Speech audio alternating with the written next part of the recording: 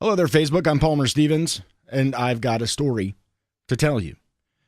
Before I tell you the story, though, a little background may be necessary in order for you to understand how exactly I'm going to deliver this story.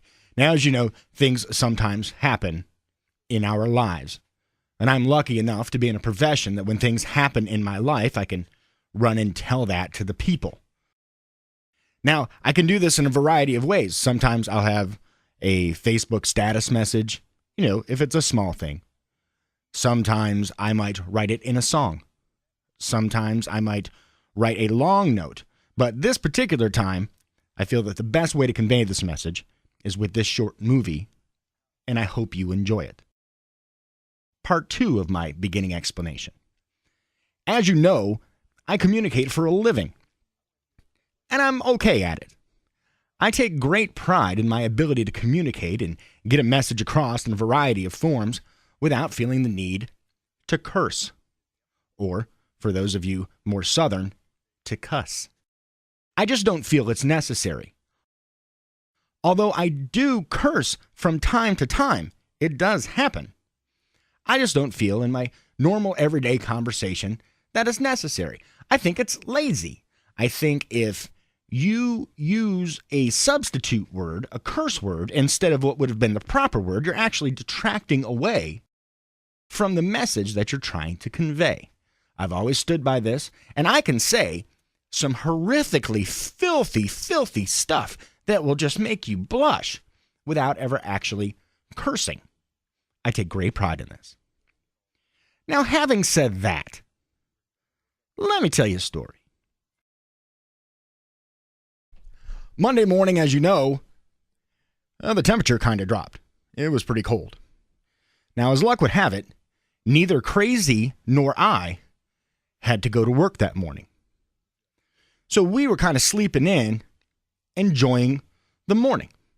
It was cold outside the covers. It was warm under the covers. So we're just kind of laying under the covers. Now, on a normal morning, this is what would happen. On a normal morning, Crazy would get out of bed before me and then go do her crazy stuff, around the house. And then eventually I would get out of bed, do my stuff, go downstairs, grab a cup of coffee, and then, Crazy and I would talk about whatever it is the Crazy and I would talk about. But as it was on this morning, the bladder dictated that I was going to be the first one out of bed. So I rolled my feet out of bed and stumbled away towards the bathroom. Now, as I entered the bathroom, I immediately knew that something was up. I looked with my bleary eyes to the toilet, and there was, let's just say, a dark shape in the toilet. Immediately, I wondered when I had gotten up in the night to do my business. See, because I knew it couldn't have been Crazy. Crazy is a mad flusher. She's awesome about that kind of thing.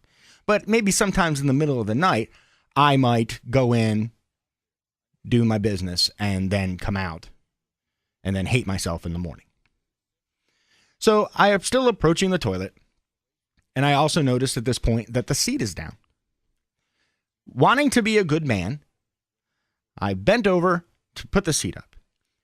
This is the point where my eyes focused on what was in the toilet.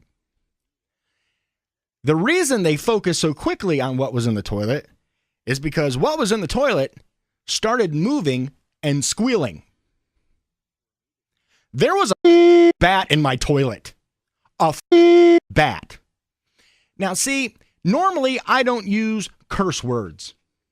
But if you think about that sentence, there's really no other word you can put in there to properly convey the meaning of the feelings you have at that time. The only thing you can really say is, there was a bat in your toilet. So at that point, I start waddling out of the bathroom. I'm waddling. Why? Because I'm still restricted around the knees from my underwear.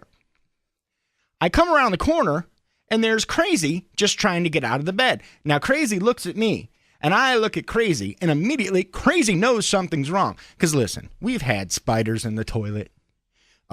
We've had, like a spider come, like the daddy long legs come out of the drain and walk around a little bit. Or maybe something silly like a ladybug crawling across the toothbrush. Now, all this stuff freaks Crazy out. Because she's crazy, right? And then normally I get to be the big man and walk in and, dispose of the spider or the bug. There's no big man to deal with a bat in the toilet.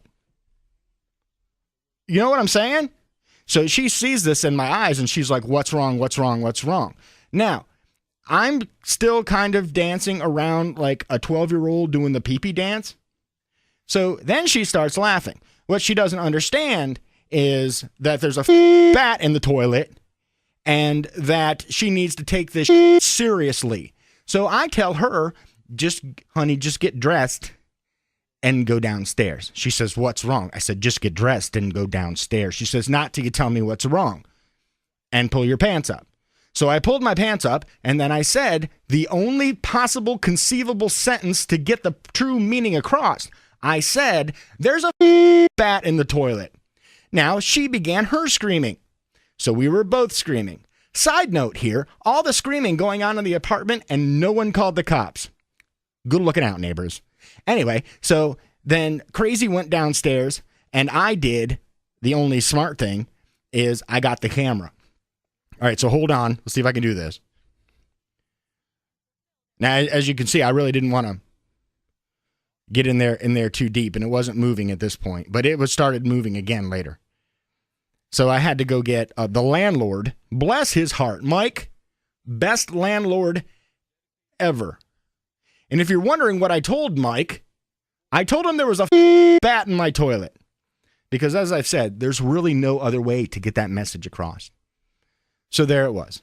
It's like, 8 minutes just to tell you I found a bat in my toilet? Right. Oh, and kids, don't curse. It's not good. It makes you look stupid. All right, I'm Palmer Stevens. Nice talking to you. And watch when you sit. I'm just saying.